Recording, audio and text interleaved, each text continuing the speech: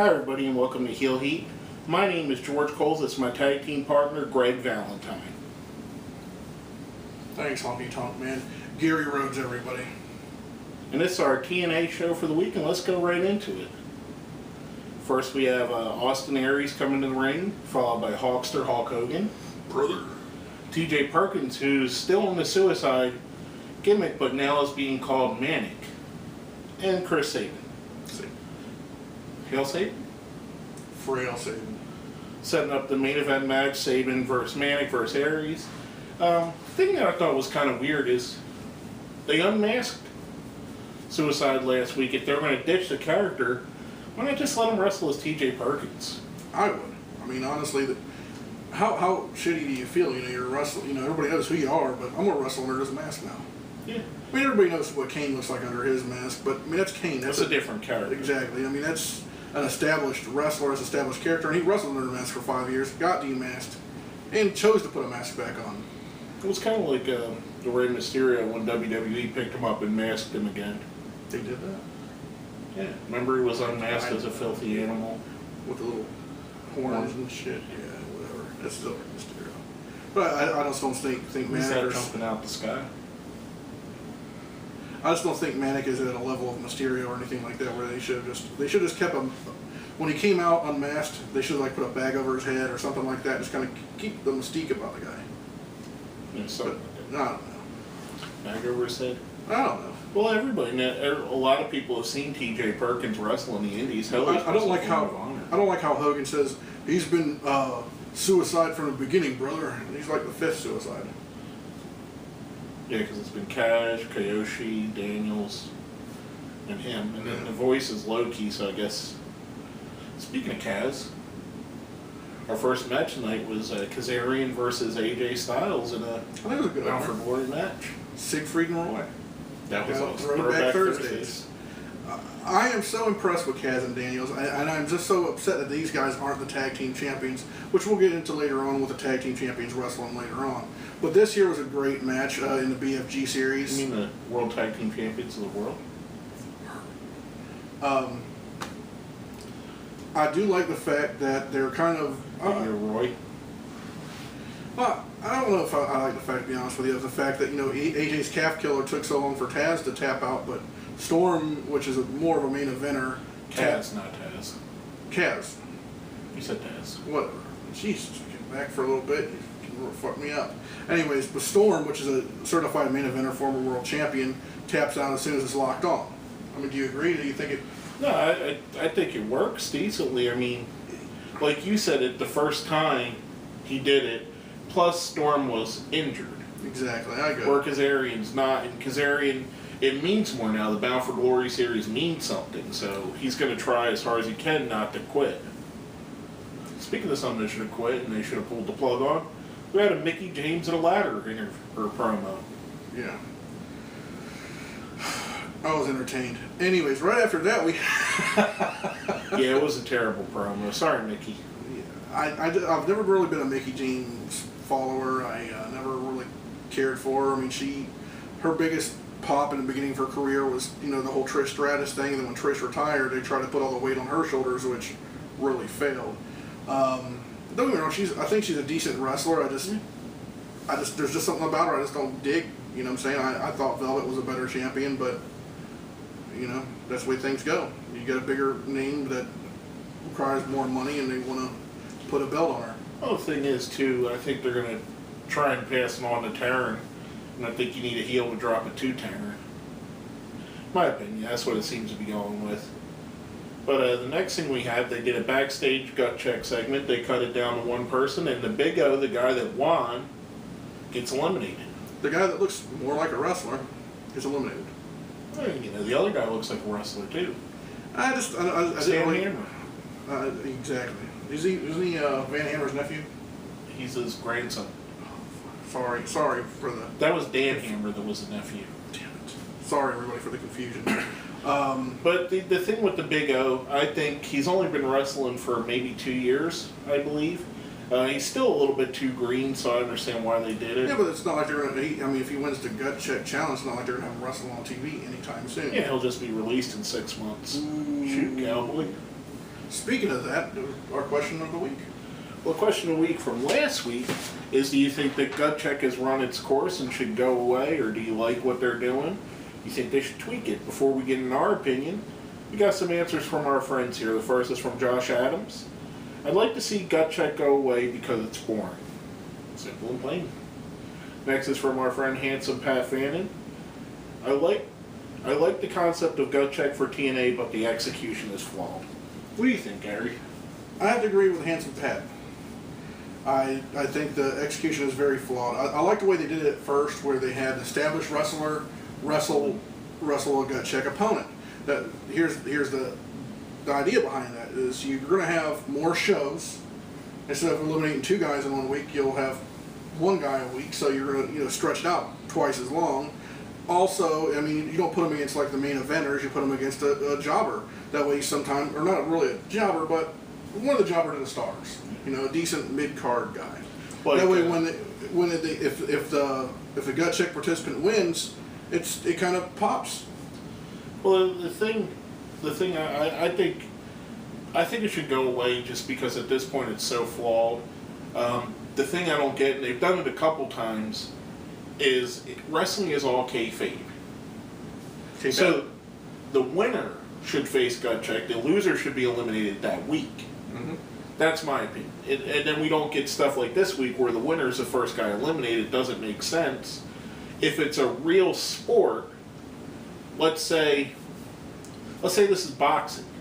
You got your number 1 and your number 2 contender are fighting to fight the champion. The number 1 contender loses, he doesn't get a chance to fight the champion. Just saying. Anyway, it bothers me when little stuff like that insults. I'm supposed to suspend disbelief, but you insult my intelligence like that. The winner should be the guy going up for vote. I agree with you. And then the thing of it is, the guys that have won gut check have either been cut, had very little TV time. Jay Bradley's the only one that's getting decent time. Joey Ryan did. He was a loser. Sam Shaw never did. Alex Silva never did. Christian York had a little bit here and there. Well, I think Christian York got it because the CM Punk DVD came out right then, and they mentioned his name. So, what do? We got this guy working for us. Might as well put him up. Yeah. That's what I think they did. I think that was the whole situation there. Speaking of that, what I just mentioned, TNA released a bunch of guys. They released Crimson. Some of them didn't re-sign. Some of them were releases. But either way, they're out of their contract. Crimson, Joey Ryan, Sam Shaw, Alex Silva, Christian York, and Taylor Hendricks, another gut check winner.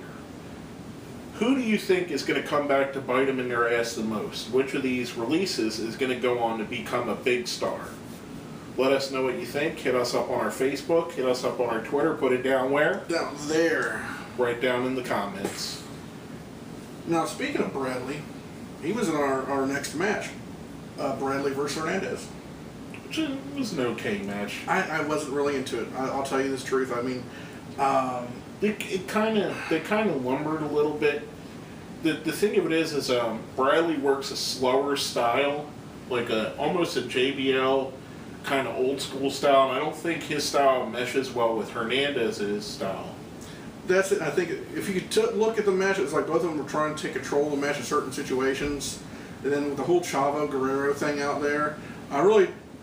Is it me, or are Chavo and Hernandez acting more like the heels? And that's when you get to it. The distraction with Bradley caused Hernandez to win. Now, is that going to cause something between Hernandez and Chavo, or Chavo Hernandez being, well, I didn't need your help, man. Why are you helping me win? You never know. We'll maybe find something out next week. But I like Bradley, and I think you just like the boomstick. A fan of JBL and a fan of their wrestling style. There you go. You like ass kickers. I do. Now, speaking of non-ass kickers, the Bromans will wrestle the tag team champions next. James Storm and Gunner?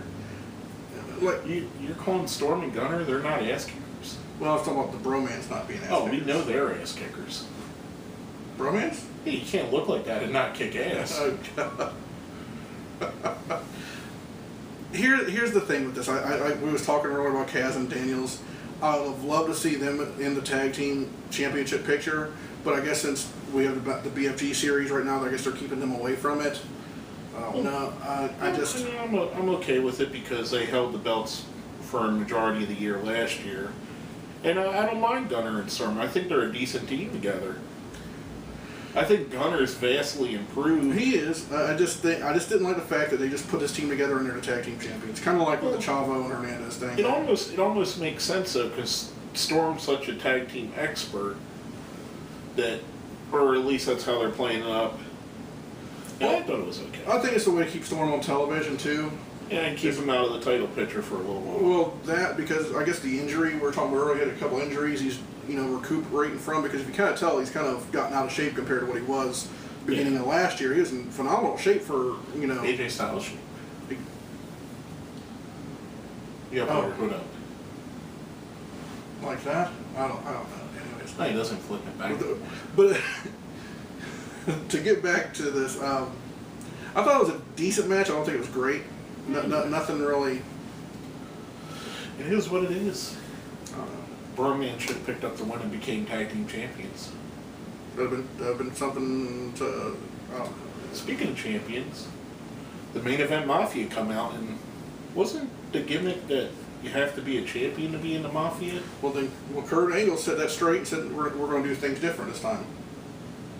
But the thing is, he said that before he introduced Samoa Joe, which is a former World Heavyweight Champion. Yeah. Then he brings out Magnus, who hasn't been a World Heavyweight Champion yet. Although he was champion in Rock King, if I remember right. So I guess that kind of counts.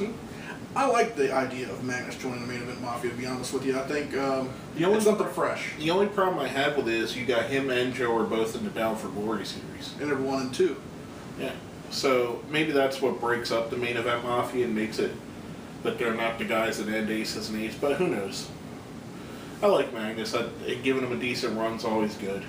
Well, he even thanked Samoa Joe. I love Kurt Angle's glasses, though. Well, he even thanked Samoa Joe for putting him on the map because their rivalry they had last year. Well, the tag team was something they threw together, and these guys just really got over as it. And as soon as TNA sees something getting over, what do? They throw gold at it. No, they rip it in shreds. They break them up. I don't know. I do like the addition of Magnus. I think he's gonna. It's kind of like reminds me of Evolution in a way. I mean, other than the way they dress like Evolution and act like Evolution. Evolution is a mystery. It's true. It's damn true. Just draw a line in the sand. Anyways, I think this will help bring him up to a main event level.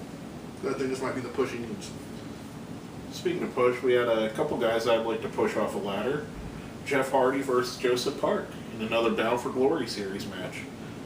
Now, I know we've talked about it, and I'm not a fan of Joseph Park being in the Bound for Glory series. To me, the Bound for Glory series is the best part of TNA all year, and I just don't take him serious as a character. Him as Abyss, I would have been okay with being in there.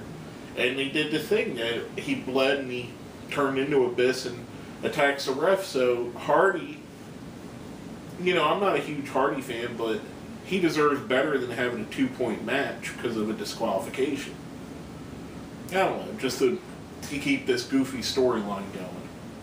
At this point, I'm just, they need to pay off the Park and Abyss thing. They either need to say it's a schizophrenic thing, or dump Park, dump Abyss, do something. Isn't Abyss the TV champion right now? Yeah, he is. And he hasn't been on TV in how long? 3 weeks. Something like that. It's been a while, but he hasn't defended on TV since he's won it, has he? No, he hasn't. I think last time I saw him on TV, I could be mistaken, was when he won a title. And then didn't they strip Devon for the same thing? Exactly. Testify, brother. Oh my brother. Anyway, but Hardy picks up the win when Joseph Park attacks the ref. I don't know, it just didn't do anything for me. Speaking of things that didn't do anything for anybody, the gut check final elimination was up next. Skid marks? Skid marks it was. Ryan Howe came out in his Stan Hammer imitation costume. And skid marks can hit the bricks. The shit bricks? Exactly. Yeah. So that's twice he's been eliminated from a reality wrestling show. From something disappointing to something very good. The three-way main event. The three-way main event. Sabin, Manic, and Aries. I thought it was amazing. Which I liked it better when it went down between Saban and Aries when Manic got eliminated. Yeah, when Aces Needs destroyed him. Oh yeah, that powerbomb was nasty. But I liked the match between these two. I didn't like. I mean, I like Saban enough, but I think Aries should have won. Well, the thing I don't get is why have Aries won the title last week, and it didn't improve any story times. He lost it. He lost it right back to Saban. Suicide changed his name to Manic. I mean, it really didn't progress anything. If it would have brought Suicide out of the costume and he could have wrestled as T.J. Perkins, I would have been okay with that. If that was the payoff from it, or if the payoff was that Aries gets to challenge Bully Ray, I'm okay with that. The thing is, it just went right back to Saban. Suicide changes his name to Manic, and that's the only thing. Well, I mean, how much bigger would the payoff have been if Aries would have kept the belt, Aries versus Bully Ray? Yeah. I like their matches they had against each other in the past. I was always impressed with those. We talked about it last year when our show was first starting up, how good those matches were. And because it was right about this time that they had a feud going on. And to now where, Saban, Saban, he's great in the ring. He's not great on the stick, and he doesn't really have the emotional range that Aries has. I think Saban, to me, and I've said it before, he needs to get out of the machine gun gear, because every time he comes out in the machine gun gear, the only thing I could think of is the machine guns, because they were so great. Well, not that Saban's bad. I was never really a big Saban fan. I really couldn't stand him back in the day until he got with the machine guns, and then I really kind of liked the tag team. I liked Alex Shelley. I thought he was the better part of the team. That's just my opinion on it. But I would much rather have seen the payoff between Aries and Bully Ray. I just don't see much happening with the Saban Bully Ray thing. I don't see great promos happening between the two of them against each other. I just think it's going to be one-sided promos, or Bully just trash talk Saban and trashes him, and then gets the win and destroys him. Well, we only got 2 weeks till it happens. So. Yeah. Well, anyway, now before we go into our ratings for the week, we have our Hulk Hogan Thunderclips. Thunderstruck. Thunderkiss 65. Thunderlips count. Thunderlips, Suburban Commando, Santa with Muscles, whatever the hell you want to call it. Mr. Nanny. Hulk Hogan count for the week is 1. Thank God. That was the high point of the show, I think. And I think that's the best way to do it, is keep them between 1 and 3. If you keep them in that area, 1 to 3, I think it's a stronger show. You're not killing it with backstage segments and shit like that. The show wasn't that great to me. But it was more wrestling. It didn't move well, though. It didn't move well. Whereas at times when they do the Hogan stuff, it'll be moving along and then you'll just drop it down a notch, and it's just not right spots. Yeah. And it's not saying that Hogan doesn't bring anything to the table. He was in the beginning. He had a purpose in the beginning, set up the match because he's the GM, set the match up, went along his way. But let's go right into the ratings now. Now, as you guys know, if you've watched our show in the past, we rate our shows on a 1 to 5 scale, 5 being the best, 1 being the worst. A 1's a Jesse Goddard's, a 2's a Garrett Bischoff, 3's a James Storm, 4's a Christopher Daniels, 5's a Kurt Angle. What do you give the show, Gary? I'm going to give it a James Storm. I'm going to be kind of generous with it this week. Give it a 3. Like I said, the fluidness of the show really helped me get through it. I'm going to give it a 2 at Garrett Bischoff. The only saving graces in this was the main event Mafia adding Magnus, the 3-way main event. Kaz and AJ was okay, wasn't great. Mickey was boring. Gutcheck bored me. Hernandez and Bradley was clunky. The tag match was okay, nothing special. Hardy and Park was terrible. The Ryan House segment was terrible. I mean, Gutcheck was terrible, but it was more bad than good, in my opinion. I have to agree with you. I've changed your mind? You want to bring it down to a 2 too? I think so. The more you've talked me into it, George. You've actually talked me not liking the show more than what it was. Well, I mean, it wasn't. I was trying to, it's been a while since I've been on the show, so I was trying to be more, but you're right.